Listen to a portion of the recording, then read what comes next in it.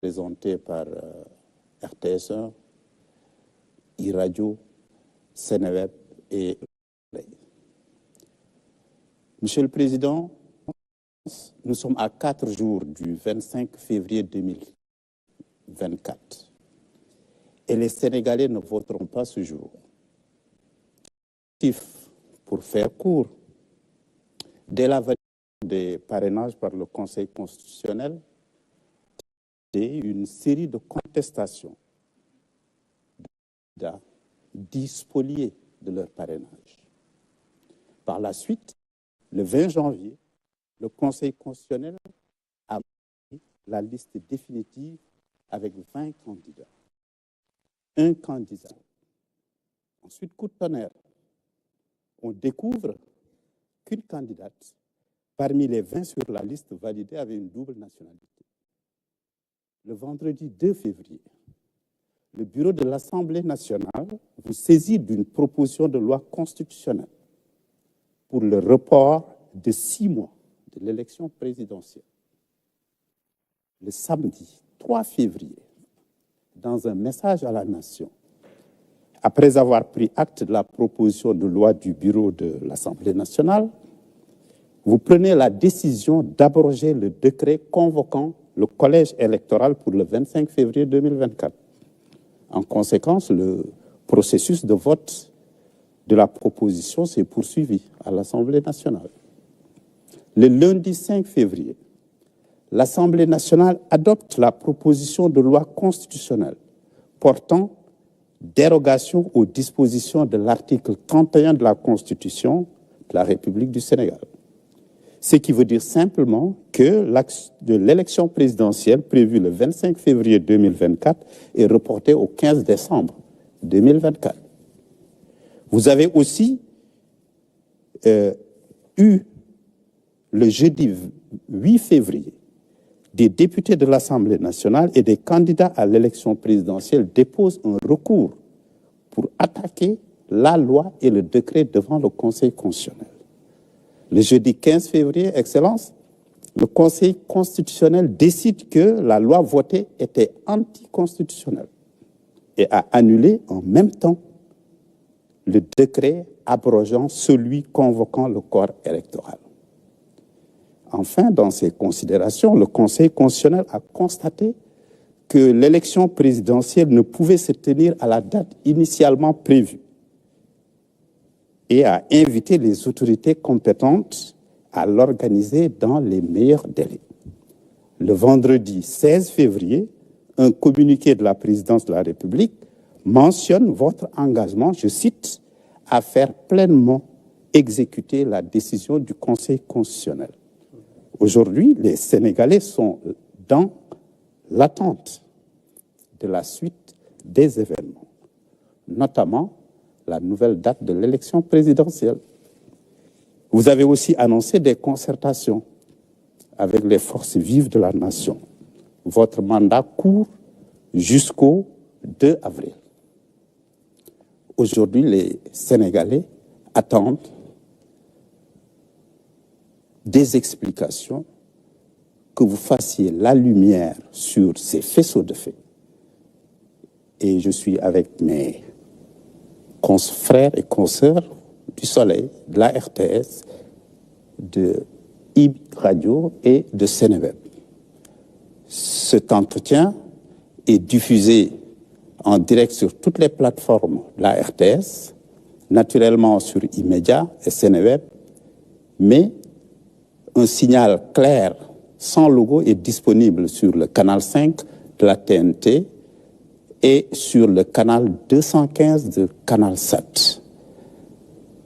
Excellence, vous avez la parole. Je vous remercie, M. Racine Talla, tout comme je remercie vos confrères et consoeurs du Soleil, de RTS, de iMédia ou iRadio et de Seneweb. Et je voudrais surtout remercier nos compatriotes d'ici et d'ailleurs pour ce moment de communication important dans la vie de notre nation. Je vous remercie pour le rappel chronologique que vous avez fait depuis le début du processus électorale, surtout dans sa phase validation des parrainages, validation des candidatures et tout ce qui a suivi depuis lors. Donc, je n'aurai pas besoin, outre mesure, de revenir sur ces faits qui ont été les causes, en réalité, de ce qui est arrivé par la suite. Ce qui est arrivé par la suite n'étant que la conséquence des causes que vous aviez bien indiquées. Alors, je suis à votre disposition pour répondre à toutes vos questions. Je voudrais d'emblée remercier mes compatriotes qui m'ont fait confiance. Depuis 2012, j'ai été élu à la tête du pays pour un mandat de 7 ans, renouvelé en 2019. J'ai prêté serment, en effet, le 2 avril 2019, ce qui fait que le 2 avril 2024 sera le terme de mon mandat à la tête du pays et la fin de ma relation de contrat avec le peuple sénégalais en tant que président de la République. Je voudrais que ce débat soit clairement tranché. C'est un débat qui n'aurait pas eu lieu d'ailleurs, qui n'a pas lieu d'être, mais comme malheureusement dans notre pays, tout le monde est expert en tout et qu'on a voulu non seulement me faire un procès sur des intentions de faire un troisième mandat. Ce troisième mandat, on a vu que je n'en étais pas candidat. On a dit que je voulais rester à la tête du pays et je dis ici très clairement et très nettement que le 2 avril, ma mission se termine à la tête du Sénégal. Au moins, il faut que cela soit très clairement étayé. Maintenant, le reste du débat, nous pourrons revenir aux besoins sur les différentes étapes par rapport à l'ensemble des aspects que vous venez d'évoquer. Merci, Monsieur le Président de la République. Donc, je demanderai donc à mes confrères et consoeurs de bien vouloir leur poser leurs questions. Madame Mariama, et chacun déclinera son identité et l'identité de son organe de presse. Bonsoir, Monsieur le Président de la République. Je Bonsoir. suis Mariama Dramé, journaliste présentatrice à la RTS. Alors, Son Excellence, je pense que vous m'avez marché sur la langue. Vous avez à peu près répondu à ma première question, vu que la date du 2 avril, tout le pays reste suspendu à cette échéance. Cette date correspond à la fin de votre mandat, vous l'avez dit, à la tête du Sénégal. Que comptez-vous faire à l'expiration de ce délai? Ensuite, Monsieur le Président, quelle serait la date que vous préconisez pour la tenue de l'élection présidentielle? Alors, comme je vous l'ai dit, ayant prêté serment le 2 avril 2019, le 2 avril 2024, boucle les 5 années calendaires. Donc, c'est la fin du mandat.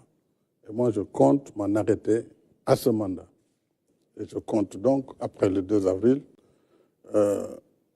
quitter mes fonctions de président de la République. Maintenant, il est clair que le pays ne peut pas rester sans président de la République.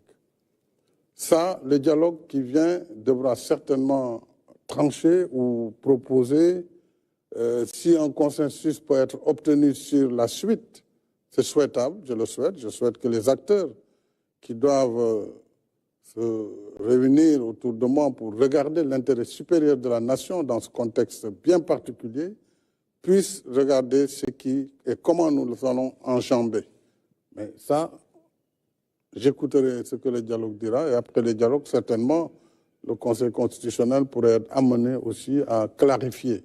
Puisqu'en réalité, n'eût été le débat ambiant, la Constitution a réglé cette question. Mais comme tout le monde n'est pas d'accord là-dessus, sur l'article 36.2, il appartiendra en dernier ressort au Conseil, après toutes les interprétations, de dire voilà ce qui doit être fait et tout le monde devra s'accorder sur cela. Mais en ce qui me concerne, encore une fois, il n'a jamais été question de dépasser le terme de mon mandat constitutionnel, malgré les procès d'intention. Alors, donc, je m'en tiens à cela et je le dis très clairement et très solennellement, le 2 avril, j'ai terminé ma mission à la tête du Sénégal. La suite, on verra comment... Pour ce qui est de la date, on verra avec le dialogue, qu'est-ce que le dialogue proposera. Monsieur le Président, Alassane Samba Diop de